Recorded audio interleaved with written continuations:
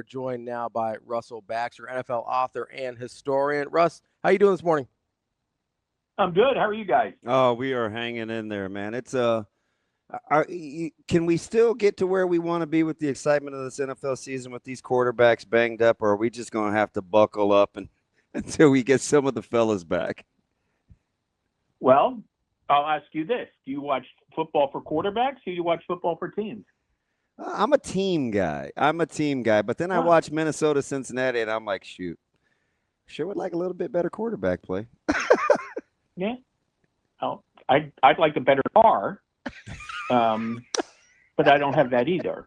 I'm glad you picked up right where we left off. Let me ask you a question. Couldn't you make a case that the most exciting play that you saw yesterday was Jordan Davis? Oh yeah. You could. I wouldn't. Yeah, you could make that case. I wouldn't die on that hill. Yeah. So, to me, there's a misnomer that this is a quarterback league. Okay. I just find that a lot of people who say the words quarterback league, frankly, are too lazy to look at the other parts of the game. I'm not saying you. No, the people who are.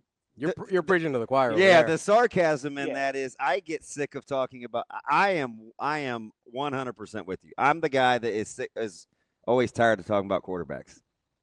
Oh, and by the way, it's an offensive league now. Did you hear that too somewhere? It's an offensive league. I'm sitting here and I'm not the smartest guy in the world. I'm quoting Forrest Gump. Who gave up the fewest yards in the league last year? I'm gonna guess the Eagles. The Eagles, yeah. In 2023, who gave up the second fewest yards in the league? I'm gonna guess the Chiefs. Yeah. There's a trend here, huh? Wait, what do those two teams have in common? Hold on. Yeah. I think you're getting to a point here. This is my favorite one.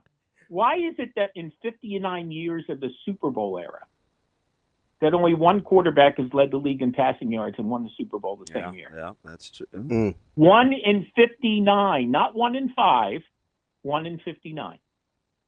Super Russ. Because you've got to have some sort of defense. Is it Warner? I think it was Mahomes. No. Was it Mahomes? It was Mahomes. Oh, okay. 3 years ago. Yeah. That's how long it took. So it took 55 to get one? Yeah, and why is it that the MVP of the league rarely is on the Super Bowl team and wins it? That's true. Let me ask you. It's. Oh, I'm sorry. Okay, hang on a second. My reception will be better once I get off my soapbox.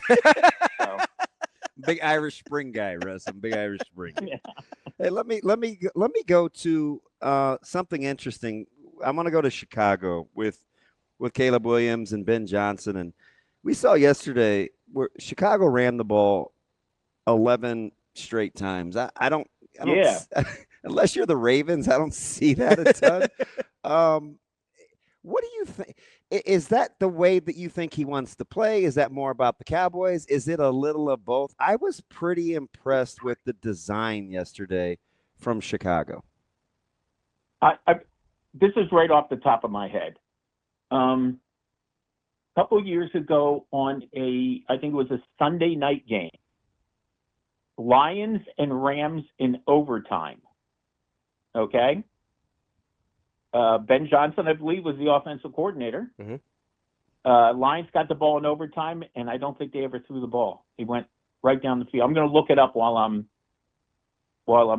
talking to you guys. I believe they ran their way into an overtime win. Russ, I've seen stuff. Bill Belichick and the Patriots used to do stuff like that. Throw the ball, blah blah blah, times consecutive times. Run it, blah blah blah, times. If you can't stop, my friend Tom Jackson, my old ESPN colleague, would always talk about the effect of the running game. And in the fourth quarter of a game, when teams were running the ball and the other team knew they were going to run the ball and they still couldn't stop it, that was as demoralizing a thing you could do to a defense. Russ, as we talk a little bit about it not necessarily being as quarterback-centric as people would like you to believe, and then we're talking about running game here. I've been advocating for, I don't know, what's it been, about a year and a half now, that like let's stop paying mediocre quarterbacks and let's start investing like in our Derrick Henry and Saquon Barkley of the world. I know those guys are outliers in terms of their talent level, but do you feel like we're getting a little bit more of a running back resurgence here? It seems like there's been an emphasis and that the teams that are able to commit or have a running back that they really like are the ones we're seeing be successful in some of these games that can get a little squirrely. Well, I think the quarterback's always going to be the highest paid guy and one thing you can do with the quarterback, you get that contract and think about it. How many times do these quarterbacks, even on good teams, get asked to restructure their deals because they have to open up salary cap room for people? This is such a cyclical league. Yeah. And the thing that was, if you go back and look at the guys who led the league in rushing last year, I want to say the top 4, top 5 were with teams that didn't draft them. Barkley, Henry, Pollard, Joe Mixon. They all went to different teams. Josh Jacobs. You remember a couple of years ago, Saquon Barkley, Tony Pollard, and Josh Jacobs all got franchised. They never got long-term deals. Last year, they all went. I mean, Tony Pollard had a very good year for the Titans on a very bad team. But Josh Jacobs was sensational. Josh Jacobs led the league in rushing in 2002, and they wouldn't pick up his 5th-year option. What does that tell you? Oh, my. It's almost like we're kindred spirits. Like I said, we're probably the only show in Nebraska that is upset about the Josh Jacobs thing. Russell, I went on this rant about the dysfunctionality of that franchise, about how a year early you don't pick up that guy's option, and all he does is run the football for you. Well, if you remember that year, let's see. That was they drafted 3 players in the first round that year. Jonathan Abrams and Cleveland Farrell. They didn't pick up the option on either one of those guys. Yep, all 3. All 3 they didn't pick up the option on. Random meltdown show about that. Because, I know why, Russell. Our producer is a huge Raiders fan. So I just kind of went off on this tangent about them as an organization. Yeah, I remember now. All right. Hey, I went back and looked at that overtime game. Run for 12, run for 21, run for 9. There was a pass in there. To the running back, Jahmyr Gibbs. Another run. I think it's 8 plays, 7 runs, 70 yards with 1 pass, and beat the Rams in overtime. And that's Ben Johnson. Let me ask you, because they have their questions, right? We're not sure. Of these 2 3-0 teams, who's most closely resembles their record? The Colts or the Niners? Ooh. I would say the Colts. I kind of like them, but I have all year, so I probably lack objectivity. Well, but I'm talking about domination. Okay? Yeah. And blew out the Dolphins, blew out the Titans, and beat a team that was in the playoffs last year and came from behind to do it. Run the ball. They've been very physical. The Niners, listen, and I'm not, they're on their 2nd quarterback of the year. I understand that. But they've managed to find ways to win. Okay? Beating Seattle, well, I can't even say that's been tough, to be honest with you. Seattle's been a horrible home team for the last year and change. Yeah. I think people would be surprised. I think they came into Sunday's game having lost, 8 of their last 11 games at home. And meanwhile, they're, going back to last year, they're 8-1 on the road. So, I can't explain that. The 12th man does. I accept the 12th man. He has no sacks, he has no tackles, and he has no catches. But no, I listen. Indianapolis is a surprise. and they've hovered around 500 for the last couple of years. But it looks like a different mentality with them right now. I know one thing. And say what you want. They are physical. Well, they are physical. And anytime you have Quentin Nelson on your team, that's like having Zach Martin on your team. Okay? And that physicality in this day, listen, physical football has always won. I think it prevails a little more even now because there are coaches who are, face it, they're always a little more finesse. Okay? There are teams in this league built around finesse. They're built around offense. They're built around throwing the football. Offensive lines need more time to develop now because in training camp, you don't get to whack the crap out of your teammate anymore during practice. Very protected. And I understand why, okay? But it's just interesting to watch Indianapolis in a division that, Houston's a little bit on the ropes right now. Let's be honest. Now they lose a divisional game after losing 2 interconference games. And although I will say the last 0-3 team to make the playoffs were the Texans in 2018. I'll just throw that out there. So, San Francisco, I'd say a little sewing thread and some Scotch tape. But a win is a win. And in that division, by the way, 3 weeks into the season, everyone in the NFC West is above 500. Yeah. Russell, I want to stay with San Francisco there for a second because they brought back Robert Saleh as their defensive coordinator after obviously his stint with the Jets. It seemed like after he left and then DeMeco Ryans left, the 49ers defense had eroded pretty seriously the last couple of years. How much of a difference do you think he's made in kind of scotch taping this thing together as they try and get healthy? Well, you have a head coach, and in essence, head coach / offensive coordinator, who's familiar with this defensive coordinator and the style that they like to play. And you mentioned it, Saleh, and then of course DeMeco Ryans and so on. And it's not been the same. Those guys went on to become head coaches. And, Robert Saleh, obviously a rough go of it. DeMeco Ryans, so far so good, but off to a rough start this year. But they're quality coaches. And not everybody's cut out to be a head coach. It's a different gig. I've heard people or read people saying that, a lot of coordinators don't make head coaches. I disagree with that.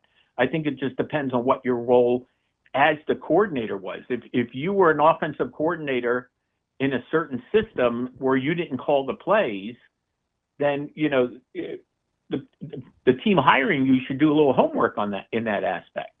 So, and, we have seen that. We have seen guys get head coaching jobs based on their title and not necessarily what they did. So, I go back, you go back to the days of like Mike Holmgren when he was the offensive coordinator for the 49ers for a couple of years. And then, he moves on and becomes a head coach. He was actively involved. It's a great Mike Holmgren story. If I recall, in 1988, the Niners won the Super Bowl by the skin of their teeth. Remember, at one time they were 6-5 that year. They were having back and forth with Montana and Young. Just a little disarray, to be honest with you, and then got hot in the playoffs. But Joe Montana didn't have a great year. And the story goes that Mike Holmgren went back and looked at every offensive play with Joe Montana and charted it and took out the plays that he felt Montana struggled with. He took them out of the playbook. And the following year, which I think has since been broken, Joe Montana had the greatest season in terms of power passer rating in NFL history up to that point. And I always make the case that of all the 59 Super Bowl teams, the 1989 Niners were the best of the 59. You're not going to get a ton of pushback from my partner here, who is a Niners honk.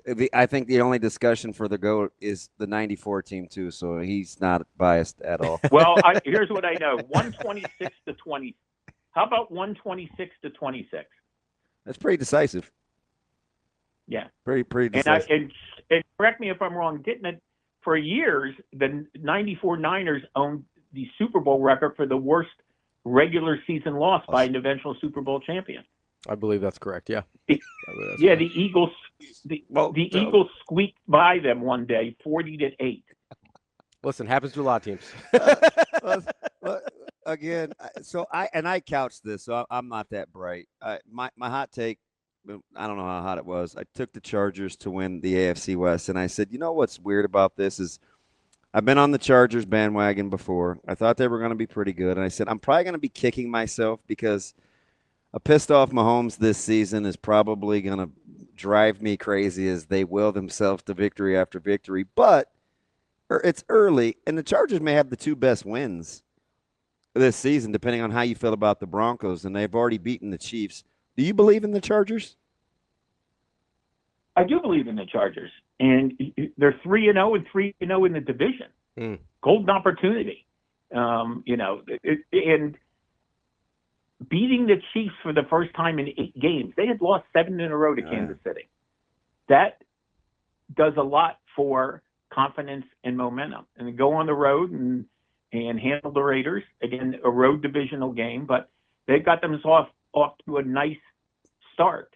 Now they've got to continue to develop, and Justin Herbert looks like a different quarterback. I know he had a pick yesterday, but they led, they fell behind, and found a way to scratch one out. And it's what's really weird is right now they're the only team in the division with a winning record. Yeah.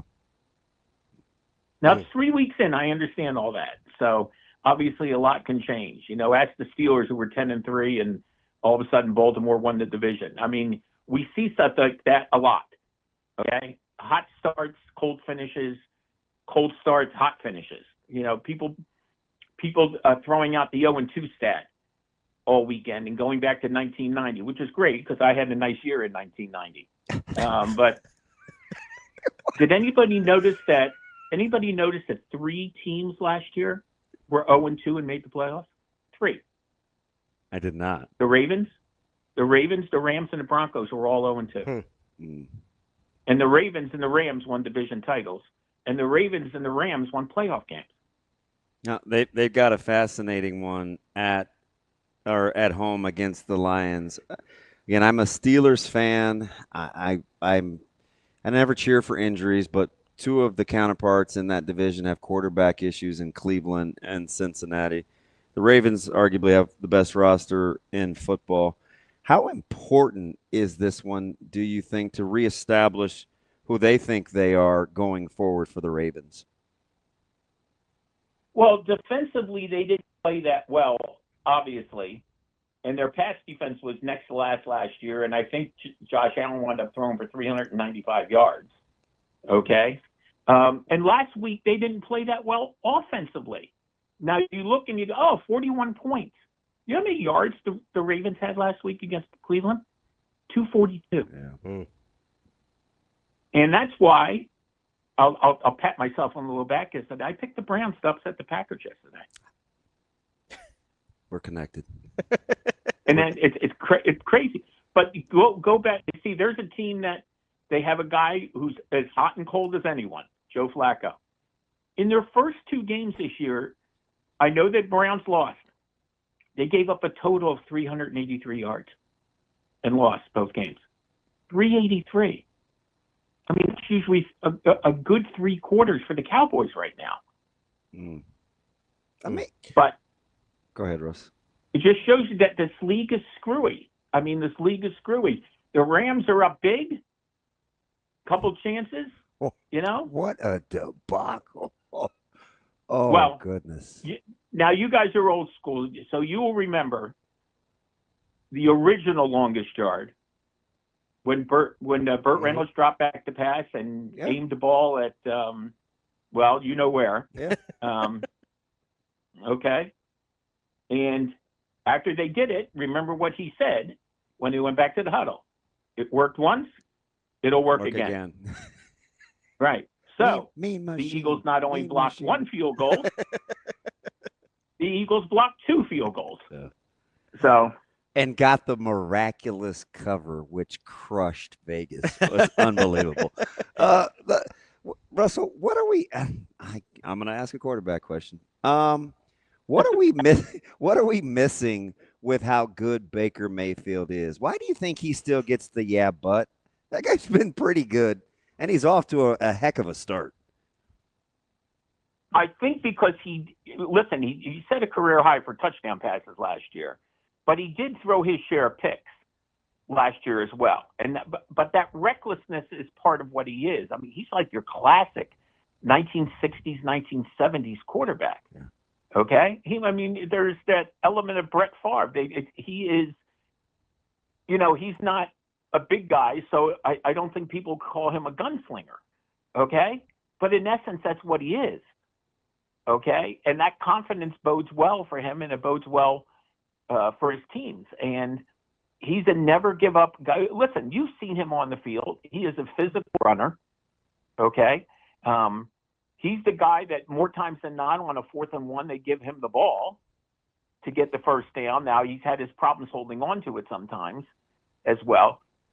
And I think even with the big numbers last year, he and the team took a little bit of a hit by getting knocked off by the Commanders in the first round of the playoffs. So they look like they had a lot of momentum going into that game, and they stubbed their toes at home. So I think that's why. But listen, he's the kind of guy you want in a football game, a pickup game. He's the guy. I mean, he's going to do his best. And listen, he hasn't had Chris Godwin basically. Mike Evans got dinged again yesterday. He got hurt for a little spell yesterday. He finds the ball. That is a great organization under Jason Light, the GM. Do you realize that the Bucks own the longest active playoff streak in the NFC? Yeah. 5 years in a row. Light, longer than Eagles. Light's a Nebraska guy, so he gets a lot of spotlight. Let me ask you something, Russell, about quarterbacks again. If you were starting a franchise tomorrow, would you take Jalen Hurts or Jordan Love? Based on what they've done in their careers? Mm-hmm. Knowing what you know. Knowing what you know, I would take Jalen Hurts. Because he's a bulldog. He just can't get any respect for a guy that he's the only guy that's a victim of his supporting cast, right? It's like, he plays with too many good players. Really? Okay, so we're gonna hold that against the guy. Yeah, it's just fascinating. The narratives put up by some of our fellow media members are simply hysterical because their narratives change on whether they like somebody personal or not. And that's really it. Okay. And I'm sure some of them have to do with the fact that sometimes they don't cover or get enough points for them in their some of the perspective is juvenile, to be honest with you. And in my mind, unprofessional. How can you look at what he does and look at them as a team? And a franchise that's been to the Super Bowl 3 times since 2017 with 2 different coaches and 2 different quarterbacks. He has played well in the postseason. He's done everything they want him to do. Here's what I don't understand. Why would you build a 53-man roster around one person? Wow. I've never understood that. Okay? This isn't Jimmy Connors versus Bjorn Borg. Okay? This isn't handball. This isn't bowling, which there is no defense. You have to – what are the Eagles really built on during this 3 Super Bowl run dating back to 2017? They're built in the trenches. They're built on the offensive lines and the defensive lines. And deep, too. Okay, so I don't care. And what has been the knock? What was the knock on Patrick Mahomes last year when they lost the Super Bowl and lost the Super Bowl? Well, he doesn't have a good offensive line. Well, make up your mind.